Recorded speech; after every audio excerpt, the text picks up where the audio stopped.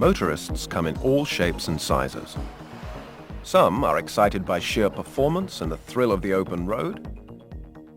Some go for the sporty open-top cabriolet look, while others enjoy more leisurely motoring. There is, of course, a large section of the car-buying public who don't drive for pleasure, but do so as part and parcel of their job.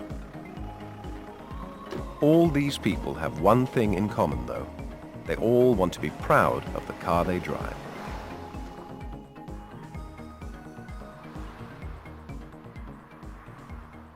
Hello there. Steve Robinson. Pleased to meet you. When looking to buy a new car, they all study the brochures and check the prices. But the one experience that influences their decision to buy above all else is the visit to your showroom and drive in the demonstrator.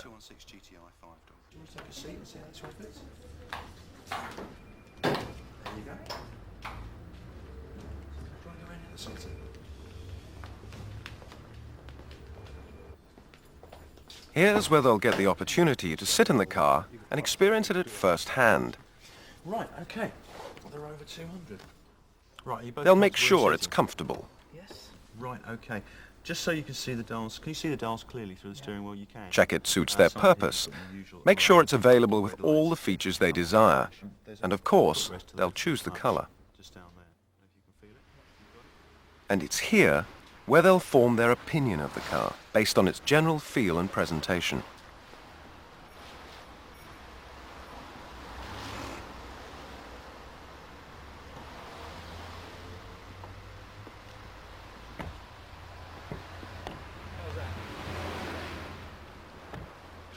Once the customer's made up his mind which vehicle he's going to buy, it's up to all of us to provide him with a vehicle which meets with his expectations, confirms his decision, and reassures him he spent his money wisely. This program shows how we can achieve that using the customer assurance and vehicle validation, which replaces the pre-delivery inspection. It also highlights the sizable change in philosophy this new assessment represents. Why have we introduced the customer assurance and vehicle validation? Well, during the recent past, significant and consistent improvements in build quality have been achieved by ROVR. Consequently, the new vehicle preparation procedure has been updated to reflect these improvements. What was wrong with the old PDI? Well, it had in the main become unnecessary. So to make better use of the time you spend preparing new vehicles, it has been replaced with a more up-to-date procedure. What's the difference between the new assessment and the old PDI? Well, instead of spending most of your time over-checking the vehicle's assembly, the new check shifts the emphasis and encourages you to appraise the vehicle from the new owner's point of view.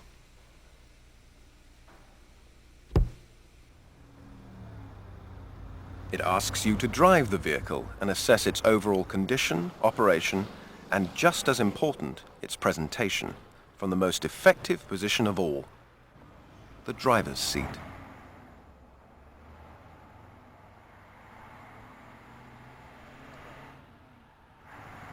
The customer assurance and vehicle validation will become an integral part of the process, designed to help you ensure the vehicle is in A1 condition when it's handed over to its new owner.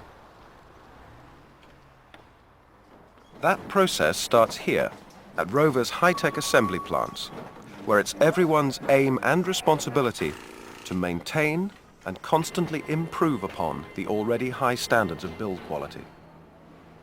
Each and every vehicle is assembled and individually set up by skilled operators using specialist equipment.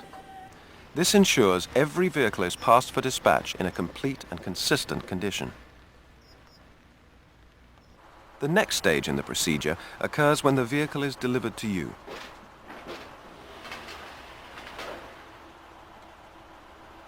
ROVR has worked very closely with the delivery companies and as a result introduced many precautions to minimize damage occurring to vehicles during transit.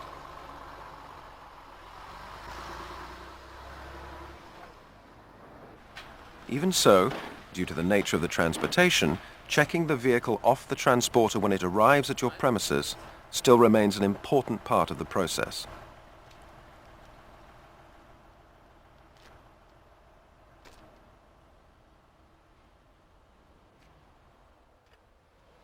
Completion of the customer assurance and vehicle validation is the next stage of the preparation procedure.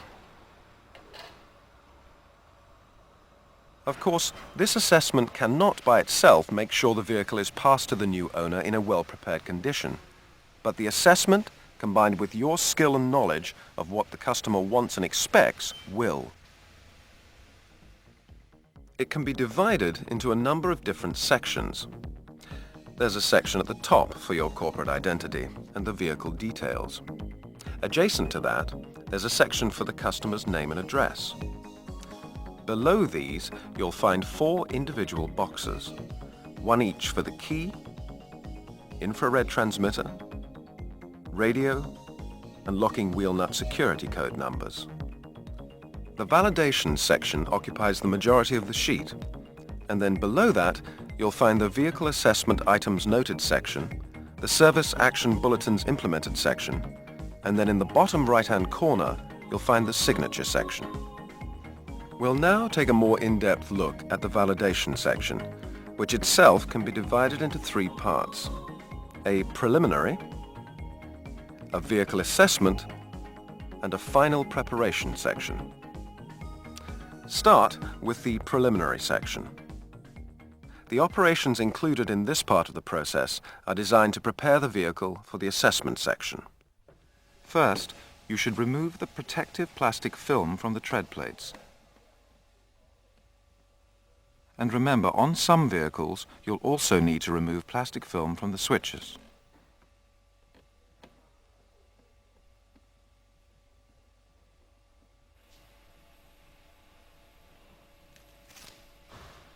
Next, you should remove any plastic and foam protection from outside of the vehicle, including the plastic sill covers. Then inspect the paintwork for obvious damage.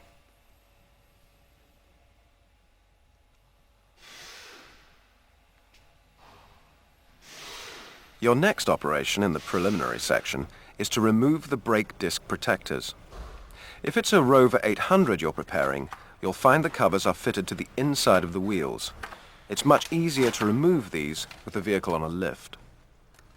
Incidentally, the external wheel covers presently fitted to some ROVR 2 and 400 series are to be deleted in favor of the internal type protectors like those used on the ROVR 800 series. And, like the ROVR 800 series, they must be removed before the vehicle is driven for any distance or used on the road. It's also easier at this stage to fit the front spoiler extension to ROVR 800 models. Another important operation that must be carried out on all vehicles is the battery charge condition check. It's likely that the battery will have to work very hard for the first couple of days as the new owner experiments with the electrically powered windows, central locking and other features, so you must make sure it's up to the task. A battery in a satisfactory state of charge will record an open circuit voltage of at least 12.5 volts. Next, set the clock, then code, and set the radio. And again, if it's a ROVR 800, set the windows and the sunroof for one-touch operation. Set the tire pressures, including the spare. And while you're in the boot, take the opportunity to ensure the toolkit's present and correct. And finally, when necessary, fit the wheel trims and hubcaps. Next comes the vehicle assessment section, the road test. During this part of the check, try to imagine you're the new owner, driving the vehicle for the very first time, and assess it with this firmly in mind. And remember, it's most important to assess the vehicle in a variety of realistic conditions, just as the new owner will do. A trim rattle, for example, may not occur at speed down your local bypass, but may occur when driving the vehicle slowly along a rougher road. So do just that, and make sure there are no hidden problems. During the run, make sure the engine and transmission perform well from cold, as driving the vehicle from cold will be one of the first things the new owner will do. During the test, make sure the steering operates smoothly. Drive it on each lock and ensure it self-centers.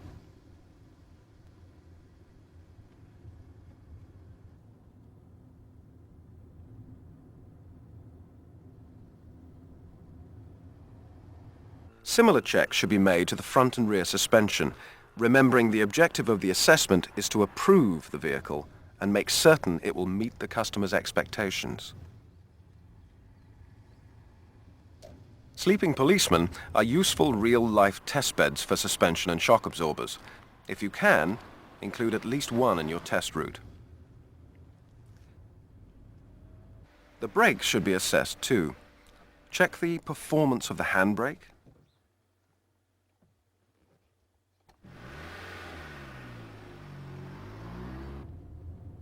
and check the foot brake for a balanced, noise-free operation.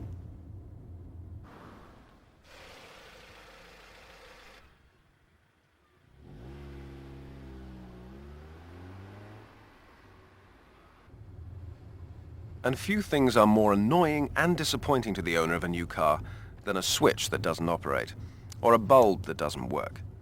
So make sure all the electrical items function correctly. Go through them all systematically.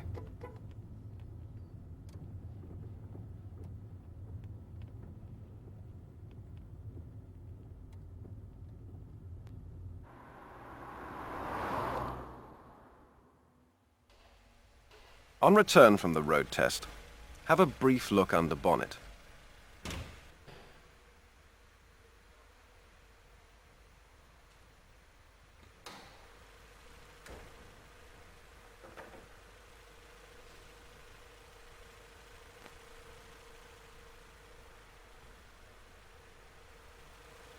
If you do expose a problem, then it will have to be recorded and rectified as before. But before you do, just reconsider and make certain your concern warrants adjustment or replacement.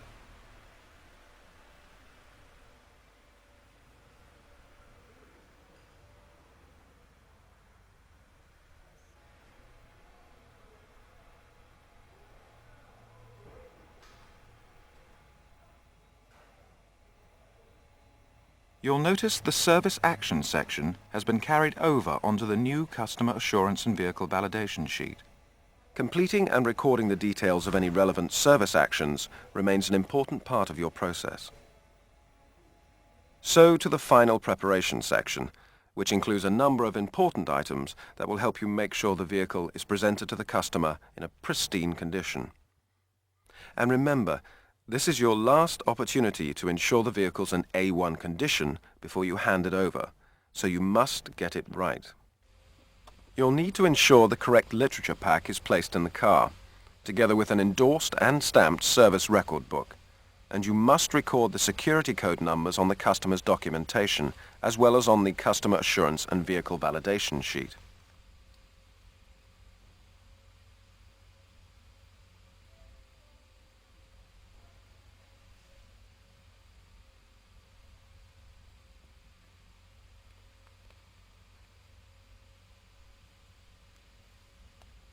Next comes one of the most important operations of the whole procedure, the full valet.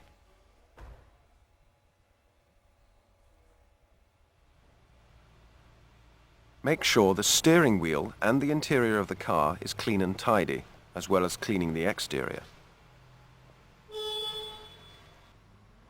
When you've given it your seal of approval, demonstrate your genuine commitment to your customer by attaching a completed customer assurance guarantee.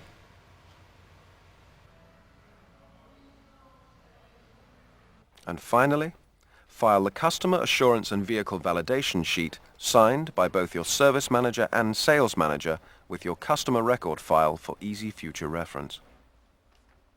And once you've completed the validation procedure, you can be confident that the vehicle will meet your customer's expectations.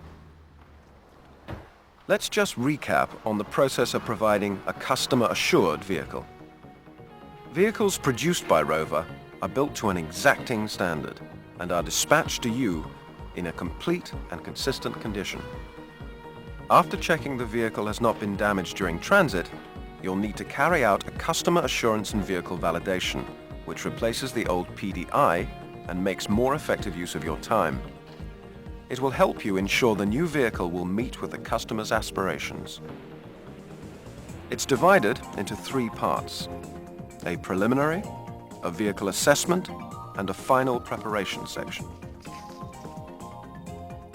It will help you prepare and approve the vehicle to make certain it matches the standard he first experienced in the showroom, the standard he based his decision to buy on. With the process complete, there are benefits all round for your sales department, your service department, and most important of all, your customers. Smashing.